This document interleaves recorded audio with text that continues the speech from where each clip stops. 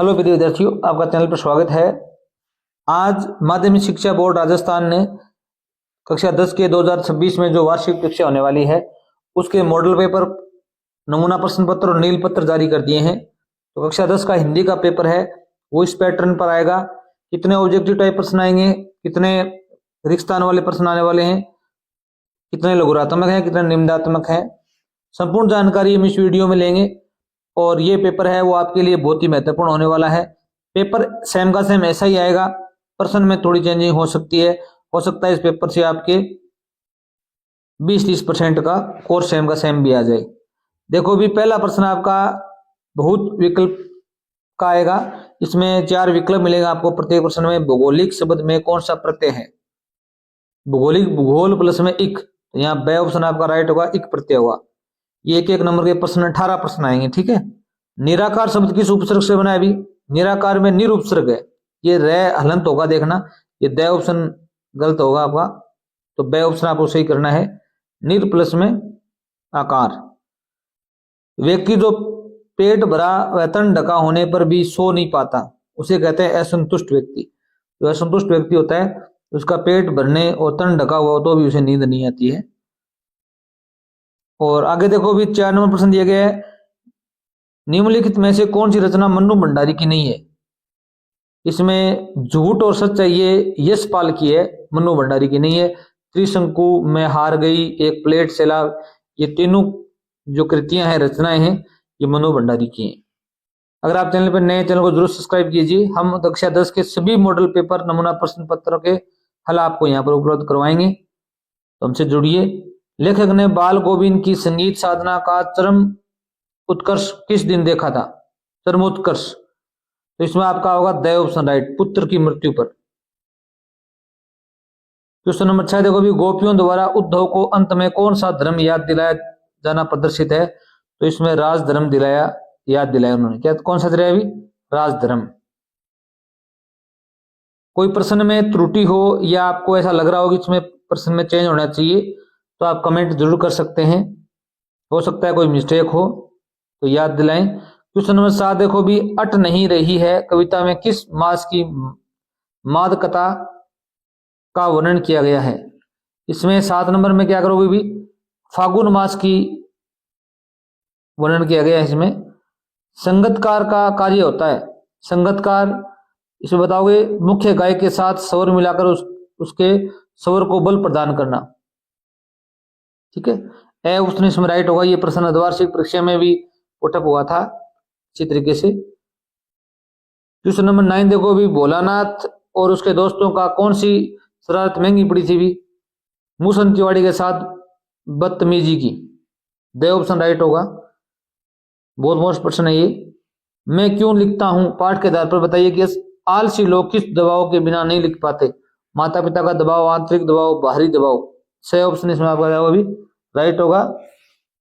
Question number 11 देखो भी, साना साना हाथ जोड़ी पाठ की लेखिका गंतोक में सुबह आंख खोलते ही बालकनी की ओर क्यों दौड़ी? वो चिड़िया को पकड़ने के लिए, कचनजंगा देखने के लिए, तो इसमें बे ऑप्शन ही आपका राइट हो जाएगा, ठीक है। टिमरो माया सेंदे मलाई सताउच वक्ति का तात्पर्य क्या है भी? इसमें माया से ही मलाई मिलती है, 3 मोड़ के बाद 7 पर्वत हैं, तुम्हारा प्यार मुझे सदैव रुलाता है, ये सही ऑप्शन क्या होगा भी राइट होगा। अब देखिए भी क्वेश्चन नंबर 2 है वो रिक्त स्थान का आने वाला है। इसमें आपको क्या करना है भी, व्याकरण से संबंधित प्रश्न ज्यादा पुटअप होंगे। इसमें 6 प्रश्न आएंगे एक नंबर के, और वो 18 प्रश्न है। कितने भी 12 प्रश्न वो है, और ये कितने भी 6 प्रश्न, ये 18 प्रश्न हो जाएंगे आपके। पहला प्रश्न देखो भी, जिस क्रिया का फल कर्ता को छोड़कर कर्म पर पड़े वह कहलाती है सकर्मक क्रिया। सकर्मक क्रिया, सकर्मक क्रिया। वे विशेषण जो किसी पदार्थ के गुण, दोष, रूप, रंग, आकार आदि का बोध कराते हैं उन्हें क्या कहते हैं भी? गुणवाचक विशेषण कहते हैं। क्या कहते हैं भी? गुणवाचक।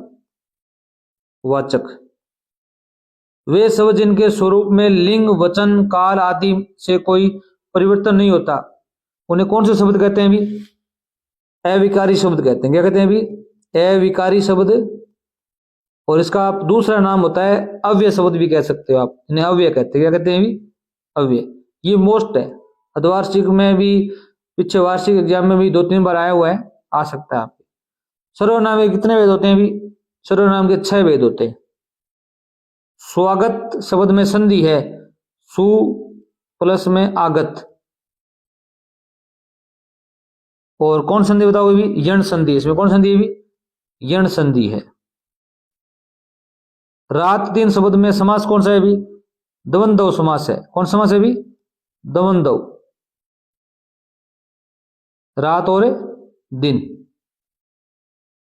आगे देखो भी, अब आपका 3 नंबर प्रश्न है, वो है पठित गंध्यास आया हुआ है।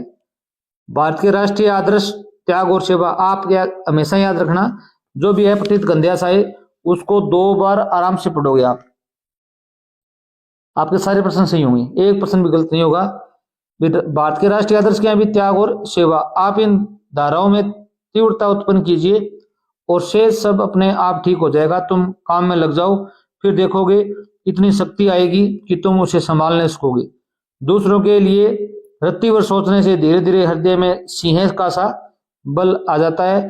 तुम लोगों से मैं इतना स्नेह करता हूं, परंतु यदि तुम लोग दूसरों के लिए परिश्रम करते करते मर भी जाओ तो भी यह देखकर मुझे प्रसन्नता ही होगी। केवल वही व्यक्ति सबकी अपेक्षा उत्तम रूप से कार्य करता है जो पूर्णतः निस्वार्थ है। पहला प्रश्न देखो भी, इसमें क्या दिया गया है? भारत के राष्ट्रीय आदर्श हैं क्या है भी? त्याग और सेवा।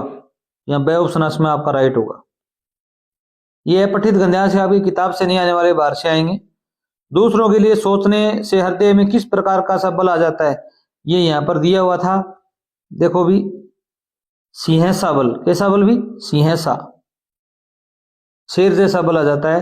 स्वार्थी शब्द का विपरीतार्थक शब्द गंध्यास से छांट कर लिखना है। स्वार्थी का हो जाएगा निस्वार्थ। क्या हो जाएगा भी? निस्वार्थ। सही ऑप्शन इसमें आपका क्या होगा भी? राइट होगा। 4 नंबर प्रश्न है, उपर्युक्त गंध्यास का उचित शीर्षक बताना है आपको। शीर्षक क्या बताओगे इसका भी? शीर्षक आएगा भारत के राष्ट्रीय आदर्श। भारत के राष्ट्रीय आदर्श, ये लिख दो शीर्षक, ये शीर्षक है इसका। ठीक है।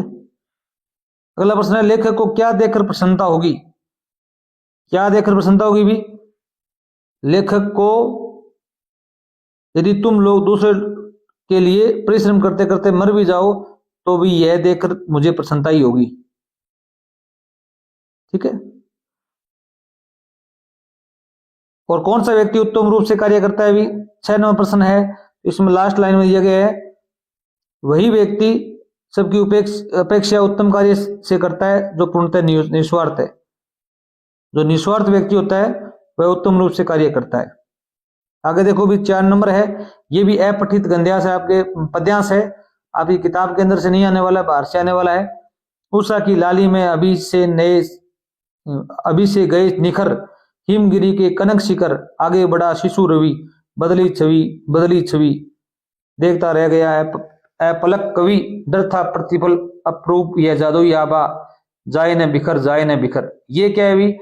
सुबह सूर्योदय के समय की जो आबा है, लाली है, उसकी चर्चा की गई है इसमें। तो ये पद्यांश का उचित शीर्षक बताना है आपको, तो आप बताएंगे उषा की लाली, उषा की लाली या सूर्योदय की लाली, दो, या तो ये आप ये लिख देंगे उषा की लाली, इसका क्या है भी? शीर्षक है। पद्यांश में किस समय का वर्णन किया गया है अभी? तो आप बताएंगे सूर्योदय। तो सूर्योदय होता है, सूर्योदय से ठीक पहले का समय का चर्चा की गई। ठीक है, पहले के सुबह की चर्चा की गई है इसमें। ठीक है। कवि को क्या डर लग रहा है? कवि को डर क्या लग रहा है अभी? यहां पर बताया गया देखता रह गया अपलक कवि, डर था प्रतिफल अप्रूप ये जादुई आबा, ये जादुई आबा है, अलौकिक सुंदरता है, ये बिखर न जाए। जब सूर्य ऊपर निकलेगा आकाश में, ऊपर आएगा तो क्या है अभी, ये जो सुबह की जो ललिमा होती है वो क्या हो जाती है, बिखर जाती है। ये डर था। इसमें आप लिखोगे यह जादुई अलौकिक सुंदरता या जो आबा है वो बिखर न जाए। यहां से ये लाइन है, बिखर न जाए। कविता में कवि ने हिमगिरी से कहा है भी, हिमगिरी हिमालय को बोला है। किसको बोला है भी? हिमालय को बोला है। और अगला प्रश्न देखो भी, हिमगिरी के शिखर किससे निखर गए हैं भी? उषा की लाली से। उषा की लाली से सूर्य उदय होता है तो लाल रंग का होता है, इसकी चर्चा यहाँ की गई है। कविता में कवि को किस के समान बताया गया है? इसमें कवि को शिशु के समान बताया गया है। यहाँ पर द ऑप्शन राइट होगा। ठीक है, यहाँ पर बताया गया है आगे बढ़ा शिशु रवि, जो रवि सूर्य की तुलना है वो शिशु से की, छोटे बच्चे से की गई है। क्वेश्चन नंबर 5 है, निम्नलिखित पठित गन्यास को पढ़कर दिए गए प्रश्नों के उत्तर अपने उत्तर पुस्तिका में लिखें। आषाढ़ की रिमझिम है, समूचा गांव खेतों में उतर पड़ा है, कहीं हल चल रहे हैं, कहीं रोपनी हो रही है, धान के पानी ब्रेक खेतों में बच्चे उछल रहे हैं, औरतें कलेवा लेकर मेड़ पर बैठी हैं, आसमान बादल से गिरा, धूप का नाम नहीं, ठंडी पुरवाई चल रही है। ऐसे ही समय आपके कानों में एक स्वर तरंग झंकार सी कर उठी। ये क्या है, ये कौन है, ये पूछना न पड़ेगा। बाल गोविंद भगत समूचा शरीर कीचड़ में लिथड़े अपने खेत में रोपनी कर रहे हैं। कीचड़ के लिथड़े अपने खेत में रोपनी कर रहे हैं। उनकी अंगुली एक एक धान के पौधे को पंक्तिबद्ध खेत में बिठा रही है। उनका कंठ एक एक शब्द को संगीत के जीने पर चढ़कर कुछ को ऊपर स्वर्ग की ओर भेज रहा है और कुछ को इस पृथ्वी की मिट्टी में खड़े लोगों के कानों की ओर भेज रहा है। देखो भी, आषाढ़ मास में प्राकृतिक वातावरण कैसा है भी? इसका तो उत्तर ये होगा, आषाढ़ में क्या है भी? रिमझिम है। और क्या है भी? बादल, आसमान में बादल छाए हुए हैं, कहीं पर भी धूप नहीं है, ठंडी पुरवाई चल रही है। ये बातें आप इसमें लिखोगे। तो आषाढ़ की रिमझिम में गांव के लोग क्या करते हैं भी? इसमें आप ये बता सकते हो, समूचे गांव खेतों में उतर पड़ा है, कई लोग खेतों में हल चला रहे हैं, कई लोग क्या करें भी? फसलों को रोप रहे हैं या धान को रोप रहे हैं, बच्चे खेतों में उछल रहे हैं पानी में, औरतें कलेवा लेकर मेड़ पर बैठी हुई हैं। इस प्रकार की बातें आप यहां पर लिख सकते हो। किसके संगीत के स्वर की तरंग है स्वर्ग की ओर लोगों के कानों की ओर आ रही है? इसमें बताएंगे बाल गोविंद भगत के गीतों की या उसके संगीत की। हार्ड नहीं है बिल्कुल भी। हिंदी में आप 90+ नंबर आराम से ला सकते हो और थोड़ी सी मेहनत करोगे। इसके अथवा में भी एक पेशी जाने वाला है, प्रभात फेरियां, हड़तालें, जुलूस, भाषण, हर शहर का चरित्र था। पूरे दमखम और जोश खरोश के साथ इन सबसे जुड़ना हर युवा का उन्माद। मैं भी युवा थी और शीला अग्रवाल की जोशीली बातों में रगों में बहते खून को लावे में बदल दिया था। स्थिति यह हुई कि एक बवंडर शहर में मचा हुआ था और एक घर में मचा हुआ था। पिताजी की आजादी की सीमा यहीं तक थी कि उनकी उपस्थिति में घर में आए लोगों के बीच उठूं बैठूं, जानू पहचानू, हाथ उठा उठा कर नारे लगाती, हड़तालें करवाती, लड़कों के साथ शहर की सड़कें नापती। लड़की को अपनी सारी आधुनिकता के बावजूद बर्दाश्त करना उनके लिए मुश्किल हो रहा था। तो किसी की दी हुई आजादी के दायरे में चलना मेरे लिए मुश्किल हो रहा था। स्वतंत्रता संग्राम में युवाओं की क्या भूमिका थी भी? युवा क्या कर रहे थे भी? प्रभात फेरियां लगा रहे थे, हड़तालें कर रहे थे, जुलूस कर रहे थे, भाषण कर रहे थे। बस ये बातें लिखनी है आपको। शीला अग्रवाल की जोशीली बातों का लेखिका पर क्या प्रभाव पड़ा भी? तो यहाँ बताएंगे कि शीला अग्रवाल की जोशीली बातों ने रगों में बहते खून को लाव में बदल दिया था, अर्थात वह आजादी की लड़ाई में कूद पड़ी थी। ठीक है। लेखिका ने स्वतंत्रता संग्राम में कैसे सहभागिता निभाई भी? आप लिखेंगे लेखिका ने स्वतंत्रता संग्राम में हाथ उठा उठाकर नारे लगाना, हड़तालें करवाना, लड़कों के साथ सड़कों पर घूमना आदि कार्य किए थे। आगे देखो भी 6 नंबर प्रश्न है, ये भी पद्यांश है, आपके किताब से आएगा। फसल क्या है और मैं कुछ नहीं, ये अर्धवार्षिक एग्जाम में भी आपके आया हुआ है।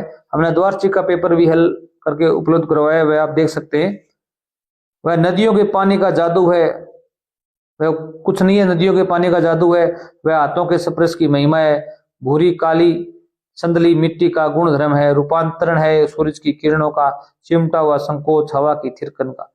पहला प्रश्न इसमें क्या दिया गया अभी, काव्यांश में किन मानवीय मूल्यों की ओर संकेत किया गया है, किन्हें मानवीय मूल्यों की ओर संकेत किया गया है। तो आपको क्या बताएंगे भी, इसमें बताया गया किसानों की मेहनत, क्या लिखोगे भी, किसानों की मेहनत, प्रकृति के योगदान और सामूहिकता पर किया गया है। ठीक है। खेतों में लहलाती हुई फसल को देखकर मानव मन में क्या चित्र उत्पन्न होता है। तो आपके भी देख सकते हो, खेतों में अगर कल्पना करके बताना है आपको, ये आप खेतों में फसल देखते हो तो क्या होता है भी, मन में खुशी और समृद्धि का चित्र प्रस्तुत होता है, मन में खुशी का चित्र या समृद्धि का चित्र प्रस्तुत होता है। रूपांतरण है सूरज की किरणों का, पंक्ति क्या से भी, सूर्य की किरणों द्वारा ही फसल का रंग आता है और उनका विकास होता है। लिख सकते हो, फसलों का रंग और उनका विकास है वो सूर्य की किरणों के द्वारा ही होता है।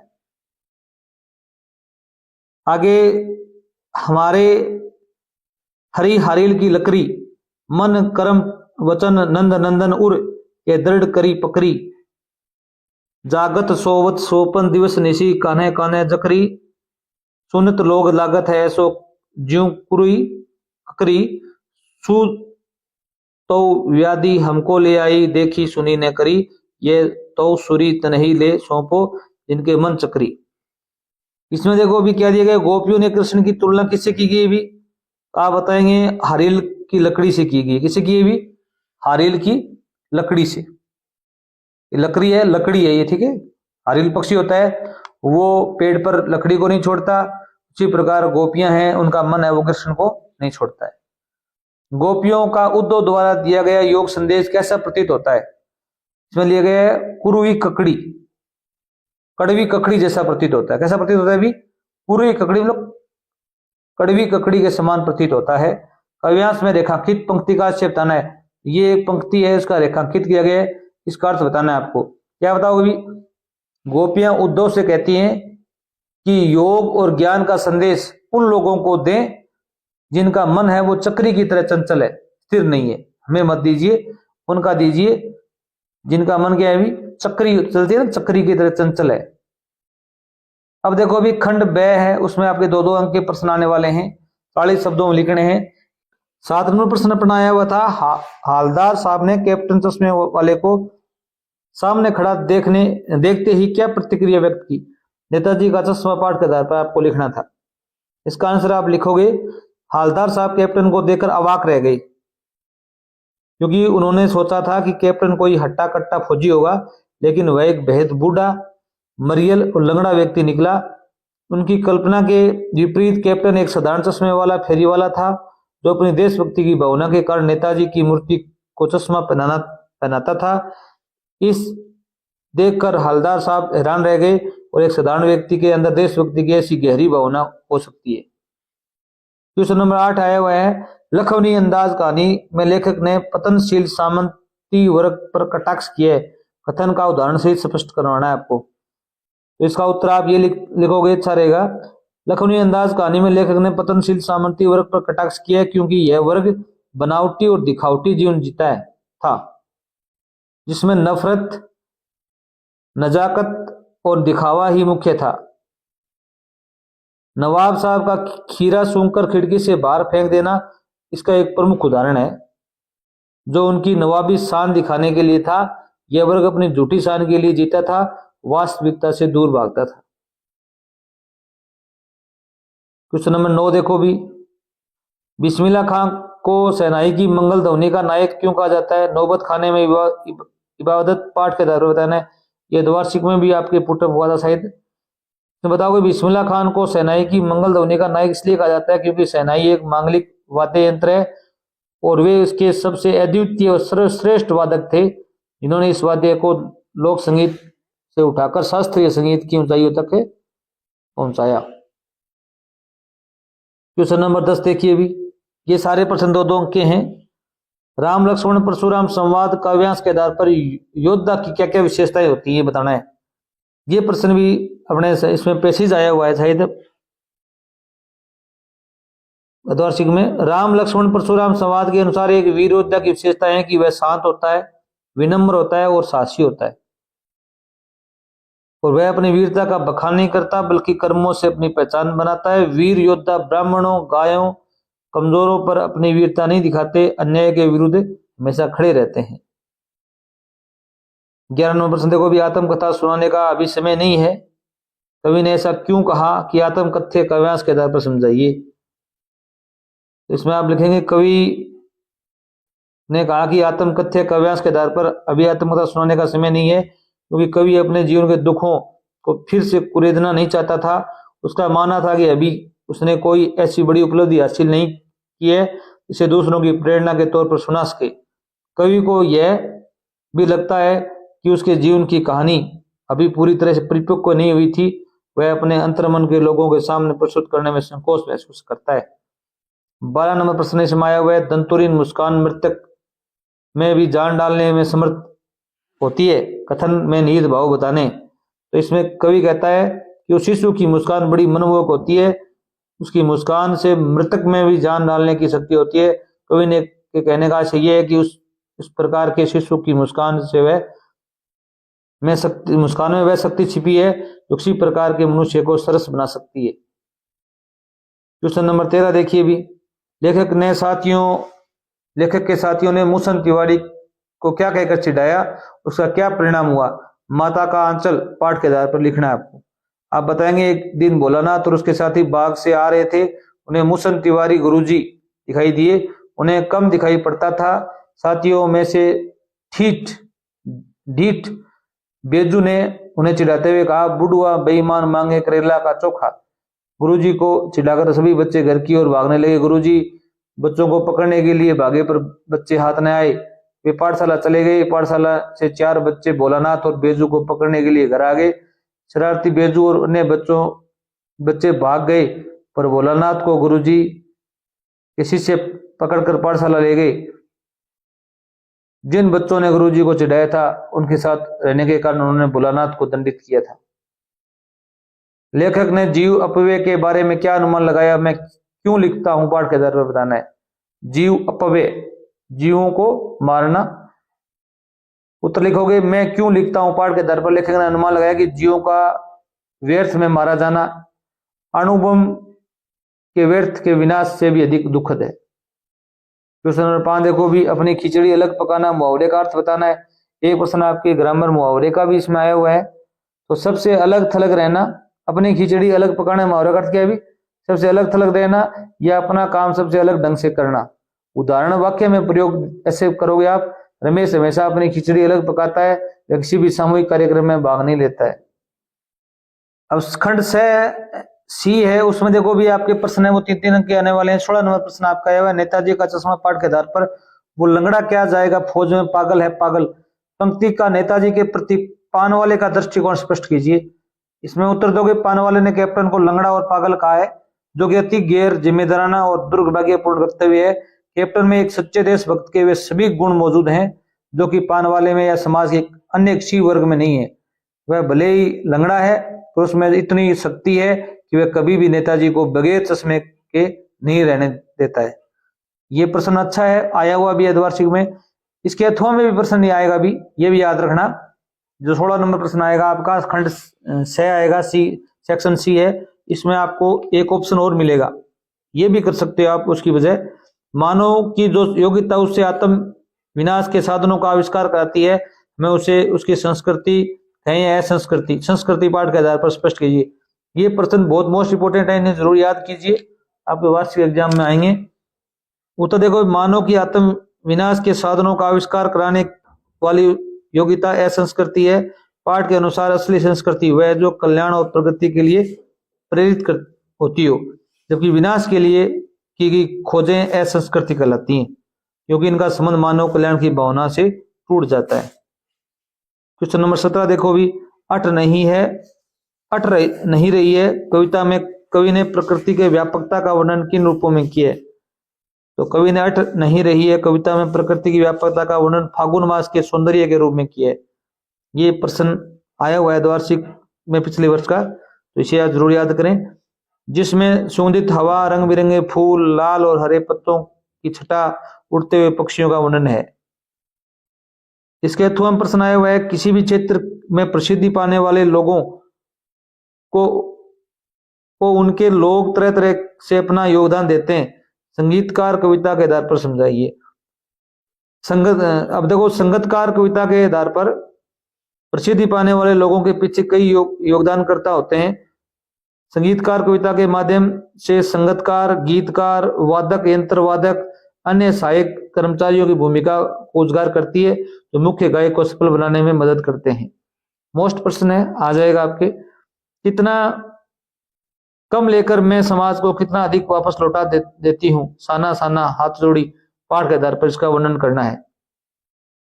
इसमें भी आपको ऑप्शन मिलने वाला है प्रश्न में, कितना कम लेकर ये समाज को कितना अधिक वापस लौटा देती है। इस कथन का अर्थ है कि आम जनता, विशेषकर मजदूर और किसान, बहुत कम संसाधनों व आय के बावजूद समाज और देश के विकास में महत्वपूर्ण योगदान देते हैं। इसके अथवा प्रश्न आया हुआ है, मैं क्यों लिखता हूँ, पाठ के आधार पर बताइए कि लेखक को कौन कौन सी बातें लिखने के लिए प्रेरित करती हैं। मैं क्यों लिखता हूँ पाठ के अनुसार लेखक को कई बातें लिखने के लिए प्रेरित करती हैं, जिनमें मुख्य बातें हैं आंतरिक व्यवस्था, मन की व्याकुलता, स्वयं को जानने व अभिव्यक्त करने की इच्छा, अनुभूतियों को साझा करने की प्रेरणा, बाहरी दबाव जैसे संपादकों का आग्रह, आर्थिक आवश्यकता और प्रकाशक की मांग भी लेखन के लिए कारण बन सकते हैं, लेकिन लेखक के लिए सबसे महत्वपूर्ण प्रेरणा उनकी आंतरिक प्रेरणा है। क्वेश्चन नंबर 19 देखो भी, जयशंकर प्रसाद के व्यक्तित्व व कृतित्व का संक्षिप्त वर्णन कीजिए। 16, 17, 18, 19 नंबर प्रश्न है, वो 3-3 अंक के हैं, इनमें आपको ऑप्शन भी मिलेगा। जयशंकर प्रसाद हिंदी साहित्य के प्रमुख कवि, नाटककार, ये प्रश्न जरूर आएगा आपके, एक कवि का व्यक्तित्व परीक्षा पूछेंगे। उपन्यासकार, निबंधकार थे, जो छायावाद युग के 4 प्रमुख स्तंभों में से एक माने जाते हैं। उनके व्यक्तित्व में गहन भावनात्मक और राष्ट्रीय चेतना का प्रभाव था, जबकि उनके कृतित्व में कामायनी जैसे महाकाव्य, स्कंदगुप्त जैसे नाटक, कंकाल, तितली जैसे उपन्यास शामिल हैं। उन्होंने गद्य और पद्य दोनों विधाओं में रचना की और खड़ी बोली की प्रतिष्ठा दिलाई। इसके अथवा भी इसी प्रकार का प्रश्न आपको मिलेगा। रामवृक्ष बेनीपुरी के व्यक्तित्व और कृतित्व की संक्षिप्त परिचय देना आपको। रामवृक्ष बेनीपुरी एक क्रांतिकारी साहित्यकार, पत्रकार, स्वतंत्रता सेनानी थे। इन्होंने हिंदी गद्य साहित्य में महत्वपूर्ण योगदान दिया। उनके व्यक्तित्व में पत्रकारिता, समाज सेवा और राष्ट्रवाद का मिश्रण था, जबकि उनके कृतित्व में विभिन्न गद्य विधाओं जैसे ललित, निबंध, रेखा चित्र, उपन्यास, नाटक आदि शामिल थे, जो देशभक्ति, सामाजिक चेतना और मानवीय मूल्यों पर केंद्रित थे। अगला प्रश्न है आपका, वो देखो भी खंड द में देखो भी निबंधात्मक प्रश्न है, ये 6 अंक का प्रश्न आने वाला है। ये आपका लेख है, मोबाइल फोन छात्र के लिए वरदान और अभिशाप, बहुत मोस्ट इंपोर्टेंट है, जरूर याद करके जाना। प्रस्तावना, मोबाइल फोन का बढ़ता प्रभाव, लाभ, वरदान, फोन से हानि या अभिशाप, इस प्रकार के 5 टॉपिक आपको दिए हुए मिलेंगे, इन पर आधार पर आपको वर्णन करना है। पर्यावरण संरक्षण और युवा, आत्मनिर्भर भारत, मेक इन इंडिया, इस प्रकार के जो अभियान है उनके संबंधित आप लेख जरूर याद करके जाएं। और स्वयं को राजकीय उच्च माध्यमिक विद्यालय अलवर का राकेश कुमार मानते हुए अपने विद्यालय के प्रधानाचार्य को शैक्षणिक भ्रमण हेतु प्रार्थना पत्र लिखना है एक तो। इसके अथवा में ये 4 अंक आने वाला है आपके। स्वयं को जोधपुर निवासी कमल मानते हुए अपने छोटे भाई आशीष को शिक्षा का महत्व समझाते हुए पत्र लिखना है। और 22 नंबर प्रश्न देखो भी, निम्नलिखित अवतरण का संक्षिप्तीकरण करना है बेटा, 1/3 अर्थात 33% में इसको लिखना है। और इसके अथवा में एक पंक्ति आएगी जिसका पलवन करना है, ठीक है। मन के हारे हार, मन के जीते जीत, इसका पलवन मतलब विस्तारित रूप बताना है और इसका एक संक्षिप्तीकरण करना है। धन्यवाद।